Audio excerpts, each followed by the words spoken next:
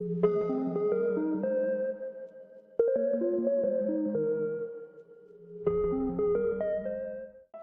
friends, this is Dr. Mamta Rathi.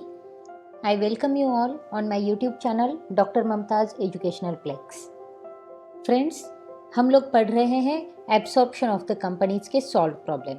इसके पहले हमने एब्सॉर्प्शन ऑफ कंपनीज के बेसिक्स को देख लिया था, साथ ही साथ एक सॉल्व प्रॉब्लम भी देख लिया था जिसमें हमने बैलेंस शीट देखी थी, combined balance sheet after absorption की। अब ये जो प्रॉब्लम है, ये सेकेंड प्रॉब्लम हम देख रहे हैं जिसमें हम देखेंगे discharge of debentures at discount. जो डिबेंचर्स हैं ओल्ड कंपनी के, उसे हमने डिस्चार्ज कर दिया है और उसे डिस्चार्ज डिस्काउंट में किया है। तो चलिए हम देखते हैं एब्सॉर्प्शन ऑफ कंपनीज का सेकेंड सॉल्व प्रॉब्लम। सबसे पहले हम रीड कर लेते हैं हमारी प्रॉब्लम को। The following was the balance sheet of Rathi company limited as on 1 January 2020। Share capital 3000 shares of ₹100 each 3 lakh, 200 15% debentures of ₹1000 each 2 lakh, sundry creditors 70,000, provident fund 10,000, land and building 1,50,000, machinery and plant 1,20,000, stock 1,50,000, debtors 1,10,000, cash at bank 30,000, profit and loss account 20,000। Total asset जो है वो है हमारे 5,80,000 की, जिसमें से credit side में हमें प्रॉफिट एंड लॉस अकाउंट दिख रहा है जो कि है 20,000 का। अब क्रेडिट साइड में प्रॉफिट एंड लॉस अकाउंट है, इसका मतलब है कि हमें लॉस हुआ है, तो ये लॉस हम ट्रांसफर कर देंगे शेयर होल्डर को। तो टोटल जो एसेट है वो हो जाते हैं 5,60,000 के। हमें एडिशनल इन्फॉर्मेशन दी है। On the same date Asian company took over all the assets and liabilities of Rathi company on the following terms. The Asian company allotted 1 share of ₹100 each at ₹75 per share paid up for every share of ₹100 each in Rathi company. अब Rathi company को हम purchase कर रहे हैं, तो Rathi company के जो shares हैं यानी कि 3000 शेयर्स हैं ₹100 के, तो उन शेयर्स को हम टेक ओवर कर देंगे ₹75 पर शेयर के हिसाब से। यानी कि राठी कंपनी के जो शेयर्स है ₹3000 उन्हें हम ले लेंगे ₹75 से। नेक्स्ट जो इन्फॉर्मेशन हमें दी है उसमें बताया गया है कि 1 डिबेंचर ₹900 का, every debenture of ₹1000 each Rathi company के लिए हम अलॉट करेंगे। यानी कि एशियन कंपनी का एक डिबेंचर ₹900 का हम इशू करेंगे राठी कंपनी के 1000 के शेयर के बदले में। उसके बाद एक्सपेंसेस ऑफ लिक्विडेशन जो है वो अमाउंटेड है 1000, जो कि मीट किए हैं एशियन कंपनी ने। अब यहाँ पर हमें एक बात ध्यान रखनी है कि शेयर्स की जो वैल्यू है उसे भी हमने डिस्काउंट में ले लिया है, साथ ही साथ डिबेंचर्स की वैल्यू है उसे भी हमने डिस्चार्ज कर दिया है डिस्काउंट में। यानी कि शेयर्स जो ₹100 के थे उसे हमने ₹75 में परचेस कर लिया है 3000 शेयर्स को, और 200 डिबेंचर्स जो थे ₹1000 के उसे भी हमने ले लिया है, लेकिन उसे हमने डिस्काउंट में लिया है ₹900 से। और साथ ही साथ डिबेंचर्स हमारे जो लिक्विडेशन एक्सपेंसेस है वो भी हमारी एशियन कंपनी यानी कि नई कंपनी एब्सॉर्बिंग कंपनी, एब्सॉर्प्शन जो कंपनी करने वाली है हमारा, वो कंपनी पेड करेगी। तो चलिए हम लोग सबसे पहले देखते हैं हमारा परचेस कंसिडरेशन। अब जैसे कि हमें बताया गया है परचेस कंसिडरेशन में हमारे जो 3000 शेयर्स थे राठी कंपनी के, वो 3000 शेयर्स ₹75 से हम ले लेंगे, तो अमाउंट हमारी बनती है 2,25,000 की। उसके बाद जो डिबेंचर्स थे हमारे, वो डिबेंचर्स भी हमने टेक ओवर कर लिए हैं, और डिबेंचर्स जो टेक ओवर कर रहे हैं 1000 के, उसे हम लेंगे ₹900 से। यानी कि हमारे जो डिबेंचर्स हम इशू करेंगे एशियन कंपनी के वो होंगे ₹900 के।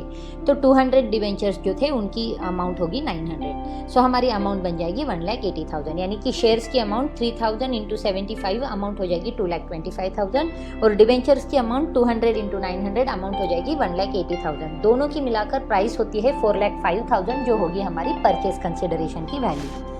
अब हम कुछ वर्किंग नोट्स पर नजर डालते हैं। सबसे पहले तो प्रॉफिट एंड लॉस अकाउंट जो एसेट साइड में दिख रहा है बैलेंस शीट में, वो रिप्रेजेंट करता है लॉस को, और इसीलिए उसे हम शेयर होल्डर्स को ट्रांसफर कर देंगे। यानी कि प्रॉफिट एंड लॉस अकाउंट की जो वैल्यू है वो हम टेक ओवर नहीं करेंगे, वो लॉस है वो शेयर होल्डर सफर करेंगे। प्रोविडेंट फंड जो होता है वो लाइबिलिटी होती है एम्प्लॉयज़ की तरफ, तो ये लाइबिलिटी जो है वो हम टेक ओवर कर देंगे क्योंकि ये एम्प्लॉय रिलेटेड लाइबिलिटी है। अब कैपिटल रिजर्व यहाँ पर हमें देखने मिलेगा, क्योंकि जो एसेट हमने टेक ओवर कर दिए हैं, टोटल एसेट जो थे हमारी बैलेंस शीट में वो है 5,80,000 के, जिसमें से 20,000 का लॉस है उसे हम माइनस कर दे तो हमारे एसेट हो जाते हैं 5,60,000 के। जो टोटल लाइबिलिटी हमने ली है क्रेडिटार्स एंड प्रोविडेंट फंड की वो होती है 80,000 की। तो 5,60,000 में से लाइबिलिटी हम माइनस करें तो नेट वैल्यूएशन हमारा आता है 4,80,000 का। लेकिन ऊपर जैसे हमने कैलकुलेट किया परचेस कंसिडरेशन जो है वो है 4,05,000 का, यानी कि परचेस कंसिडरेशन जो है वो कम है और नेट एसेट्स जो है वो ज़्यादा है। तो यहाँ पर हमारा कैपिटल प्रॉफिट आ जाता है जो कि है 75,000 का। तो ये जो 75,000 का हमारा बैलेंस है वो हमारा कैपिटल रिजर्व में चला जाएगा। तो कैपिटल रिजर्व में हम ये वाला हमारा प्रॉफिट लिख देंगे। देन जो लिक्विडेशन एक्सपेंसेस हैं वो लिक्विडेशन हमारे एक्सपेंसेस एशियन कंपनी ने पेड किए हैं, तो ये हमारे कैपिटल प्रॉफिट को रिड्यूस करता है, इसलिए हम हमारी कैपिटल रिजर्व में इसे डेबिट कर देंगे। सो लिक्विडेशन एक्सपेंसेस को हम हमारी कैपिटल रिजर्व में से टर्न आउट कर लेंगे। अब ये जो कैपिटल रिजर्व है, ये कैपिटल रिजर्व का प्रॉफिट जो है वो है हमारी एशियन कंपनी के लिए, क्योंकि एशियन कंपनी को 75,000 रुपीज़ कम देने पड़ रहे हैं, जबकि नेट वैल्यूएशन है वो ज़्यादा हो रहा है। तो इसी तरह से हमारी ये वर्किंग नोट हो जाती है। अब हम करेंगे हमारी जर्नल एंट्रीज हमारी ओल्ड कंपनी यानी कि राठी कंपनी में। तो journal entries in the books of Rathi company. सबसे पहले हम करेंगे ग्रुप फर्स्ट की एंट्रीज जो कि है closing the accounts shown in the balance sheet. Balance sheet में दिए गए अकाउंट्स को क्लोज कर देना। तो हमारे जो सारे एसेट थे उसे हमने टेक ओवर कर दिया है, तो उसकी एंट्री हम यहाँ पर कर देते हैं, जो कि फर्स्ट एंट्री हमारी होती है एसेट टेकन ओवर की। तो एंट्री है हमारी realisation account debit 5,60,000, to land and building account 1,50,000, to machinery and plant account 1,20,000, to sundry debtors account 1,10,000, to stock account 1,50,000, to cash account 30,000, being transfer of assets at book values। अब asset side में profit and loss account भी दिख रहा है, जो कि loss का balance है उसे हम ट्रांसफर करते हैं शेयर होल्डर्स को। तो हमारी नेक्स्ट एंट्री होगी share holders account debit to profit and loss account 20,000, being transfer of debit balance of profit and loss account to share holders. तो ये लॉस है इसलिए ये शेयर होल्डर को हमने ट्रांसफर कर दिया। अब नेक्स्ट हम ले लेंगे लाइबिलिटीज जो हम टेक ओवर करने वाले हैं। तो sundry creditors and provident fund उसे हम डेबिट कर देंगे। एंट्री हमारी होगी sundry creditors account debit 70,000, provident fund account debit 10,000, to realisation account 80,000, being creditors and provident fund transferred to realisation account. उसके बाद जो हमारे अनडिस्ट्रीब्यूटेड प्रॉफिट्स हैं उसे भी हम ट्रांसफ़र कर देते हैं, जिसमें हम देखते हैं शेयर कैपिटल, तो वो हम ट्रांसफ़र कर देते हैं शेयर होल्डर को। Share capital account debit to share holders account 3 lakh rupees, being transfer of share capital to share holders. उसके बाद हमारे पास डिबेंचर्स दिख रहे हैं, उन डिबेंचर्स को भी हमें ट्रांसफ़र कर देना है हमारी डिबेंचर होल्डर्स को। तो हम एंट्री कर देते हैं debentures account debit to debenture holders account 2 lakh rupees, being transfer of debentures. तो इसी तरह से हमारी बैलेंस शीट में दिए हुए सारे एसेट्स एंड सारी लाइबिलिटीज़ को हमने क्लोज कर लिया है, ट्रांसफ़र कर लिया है। अब हम करेंगे हमारी सेकेंड ग्रुप की एंट्रीज, जहाँ पर हम करेंगे हमारी परचेस प्राइस को ड्यू और साथ ही साथ हमारी रियलाइजेशन अकाउंट को भी क्लोज कर देंगे। तो परचेस प्राइस ड्यू करने की जो हमारी एंट्री है वो होगी हमारी Asian company account debit to realisation account 4,05,000। अब ये परचेस कंसिडरेशन जो था वो हमने कैलकुलेट कर दिया था पहले ही वर्किंग नोट में, उसे आप देख लीजिए फिर से। तो उसकी वैल्यूएशन आई थी 4,05,000, बीइंग परचेस कंसिडरेशन ड्यू। अब हम देखेंगे हमारे रियलाइजेशन अकाउंट को क्लोज करने से पहले रियलाइजेशन अकाउंट पर होने वाले प्रॉफिट या लॉस को। अब जैसे कि हमें पता है कि रियलाइजेशन अकाउंट में हमारे पास जो डेबिट साइड में अमाउंट थी वो थी 5,60,000 की, जो कि हमारी फर्स्ट एंट्री में हमें दिखती है। उसके बाद हमारा जो एंट्री थी उसमें हमारे पास रियलाइजेशन अकाउंट में जो क्रेडिट साइड में अमाउंट आई थी वो है 80,000 की, और उसके बाद रियलाइजेशन में हमारे पास अमाउंट है 4,05,000 की, यानी कि टोटल डेबिट साइड में रियलाइजेशन के अमाउंट है 5,60,000 की, जबकि क्रेडिट साइड में अमाउंट आती है हमारी रियलाइजेशन के 4,85,000 की, यानी कि हमारे पास जो गैप है वो है 75,000 का। तो ये जो 75,000 है वो डेबिट साइड बैलेंस आ रहा है हमारा। तो 75,000 डेबिट साइड का बैलेंस है, ये रिप्रेजेंट करता है लॉस को, यानी कि डेबिट साइड में बैलेंस ज़्यादा है तो ये लॉस है। तो ये लॉस जो है वो हमें ट्रांसफ़र कर देना होगा हमारी शेयर होल्डर अकाउंट को। अब जैसे कि हमें पता है हमारे डिवेंचर जो हमने इशू कर डिस्चार्ज किए हैं वो डिवेंचर्स पर हमें 20,000 का लॉस हुआ है, क्योंकि डिवेंचर्स जो थे हमारे वो थे 2 लाख रुपीज़ के, और उसके बदले में हमारे पास जो अमाउंट आ रही है न्यू डिवेंचर की वो है 1,80,000 की। तो 20,000 रुपीज़ जो है वो लॉस हो रहा है, वो डिवेंचर होल्डर्स को हम दे देंगे, उसे ट्रांसफ़र कर देंगे हम डिवेंचर होल्डर्स को, और रिमेनिंग जो लॉस है वो हम ट्रांसफ़र कर देंगे शेयर होल्डर्स को। तो टोटल लॉस 75,000 था, उसमें से 20,000 डिवेंचर होल्डर्स को दे देंगे, तो रिमेनिंग 55,000 शेयर होल्डर्स को चला जाएगा। तो हमारी एंट्री हो जाएगी share holders account debit 55,000, debenture holders account debit 20,000 to realization account 75,000, being loss on realization and discount on debentures transferred to concerned parties। तो ये जो लॉस है वो शेयर होल्डर और डिबेंचर होल्डर्स को हमने ट्रांसफ़र कर दिया है। अब हम करेंगे थर्ड ग्रुप की एंट्रीज, जो कि है receiving end distribution of purchase price की। तो सबसे पहले हम कर देंगे परचेस प्राइस को रिसीव।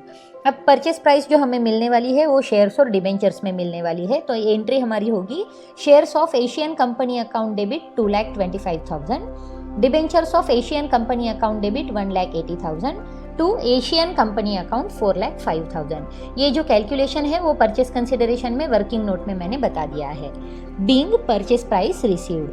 अब जो डिबेंचर होल्डर की अमाउंट है उसे हम दे देंगे डिबेंचर होल्डर्स को, यानी कि जो डिबेंचर होल्डर्स थे उन्हें हम एशियन कंपनी के डिबेंचर होल्डर्स बना लेंगे। तो नेक्स्ट एंट्री होगी हमारी डिस्ट्रीब्यूशन ऑफ डिबेंचर्स की। एंट्री है debenture holders account debit to debentures of Asian company account 1,80,000। उसी के साथ जो शेयर होल्डर्स थे उसे भी हम हमारे शेयर होल्डर्स बना देते हैं नई कंपनी के, और डिस्ट्रीब्यूशन कर देंगे हमारी शेयर्स का। तो एंट्री हो जाती है हमारी share holders account debit to shares of Asian company account 2,25,000, being final distribution of shares. तो इसी तरह से जो ओल्ड कंपनी थी उस ओल्ड कंपनी की सारी एंट्रीज हमने यहाँ पर कर ली है। सबसे पहली एंट्री की हमने एसेट टेकन ओवर की, फिर हमने जो हमारा लॉस था उसे ट्रांसफ़र कर दिया शेयर होल्डर्स को, फिर हमने हमारी लाइबिलिटीज़ टेक ओवर कर दी, फिर हमने शेयर कैपिटल ट्रांसफ़र कर दिए शेयर होल्डर्स को, डिबेंचर्स ट्रांसफ़र कर दिए डिबेंचर होल्डर्स को। उसके बाद में हमने कर दी परचेस प्राइस ड्यू, और साथ ही साथ हमने कर दिया रियलाइजेशन अकाउंट को क्लोज, जहाँ पर हमने debenture holders and share holders को उनके लॉस को ट्रांसफ़र कर दिया। देन हमने किया परचेस प्राइस रिसीव्ड की एंट्री, उसके बाद डिबेंचर होल्डर्स को उसका डिस्ट्रीब्यूशन दे दिया और शेयर होल्डर्स को उनका डिस्ट्रीब्यूशन कर दिया। तो इस तरह से हमारी सारी एंट्रीज यहाँ पर हो जाती है ओल्ड कंपनी की। अब हम एंट्री करेंगे न्यू कंपनी की, यानी कि journal entries in the books of Asian company.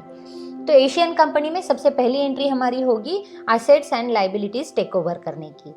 तो जो एसेट्स एंड लाइबिलिटीज़ थी हमारी उसे हम टेक ओवर कर देते हैं। तो एंट्री होगी हमारी land and building account debit 1,50,000, machinery and plant account debit 1,20,000, sundry debtors account debit 1,10,000, stock account debit 1,50,000, cash at bank account debit 30,000, to sundry creditors account 70,000, to provident fund account 10,000, to Rathi company account 4,05,000, to capital reserve account 75,000। अब capital reserve account जो balancing figure है वो 75,000 है। ये capital reserve की amount कैसे आती है इसका कैलकुलेशन भी मैंने वर्किंग नोट में आपको पहले ही बता दिया है, being assets and liabilities taken over. इसके बाद नेक्स्ट एंट्री जो होगी वो होगी हमारी परचेस कंसिडरेशन पेड की। अब जो परचेस कंसिडरेशन हम पेड कर रहे हैं वो शेयर्स एंड डिबेंचर्स में दे रहे हैं। तो एंट्री हमारी होगी Rathi company account debit to share capital, Rathi company account debit 4,05,000, to share capital account 2,25,000, to debentures account 1,80,000, being payment of purchase consideration. इसके बाद हमने लिक्विडेशन एक्सपेंसेस यानी कि डिसोल्यूशन एक्सपेंसेस भी पेड किए थे, जो कि एशियन कंपनी ने पेड किए थे 1,000 रुपीज़ के। तो वो जो एक लिक्विडेशन एक्सपेंसेस थे उसे हम कैपिटल रिजर्व में एडजस्ट कर देंगे। तो capital reserve account debit to cash account 1,000 rupees, ये वाली एंट्री हम यहाँ पर कर देंगे, being liquidation expenses debited to capital reserve. तो ये जो एक्सपेंसेस हम कर रहे हैं उसे हमने एडजस्ट कर दिया हमारी कैपिटल रिजर्व में। तो फ्रेंड्स यहाँ पर हमारी न्यू कंपनी की भी सारी एंट्रीज बनकर रेडी है। Old company and new company दोनों भी कंपनी के एंट्रीज हमने यहाँ पर कर दिए हैं और हमारी प्रॉब्लम को अच्छे से सॉल्व कर दिया है। साथ ही में मैंने आपको परचेस कंसिडरेशन का कैलकुलेशन भी बता दिया और कुछ वर्किंग नोट्स भी बता दिए, जिससे कि हमने किस तरह से अमाउंट हमारे पुट किए हैं हमारी एंट्रीज में वो क्लियर हो जाता है। फ्रेंड्स, आपको ये प्रॉब्लम्स कैसे लग रहे हैं आपके कमेंट्स कमेंट बॉक्स में छोड़ना ना भूलें। मेरे चैनल को सब्सक्राइब कीजिए और साथ ही साथ बेल आइकन प्रेस कीजिए ताकि आप कोई भी अपडेट्स मिस ना कर सकें। फ्रेंड्स, हम लोग मिलेंगे एब्सॉर्प्शन ऑफ कंपनीज के नेक्स्ट प्रॉब्लम के साथ। तब तक के लिए keep sharing, keep watching. Thank you.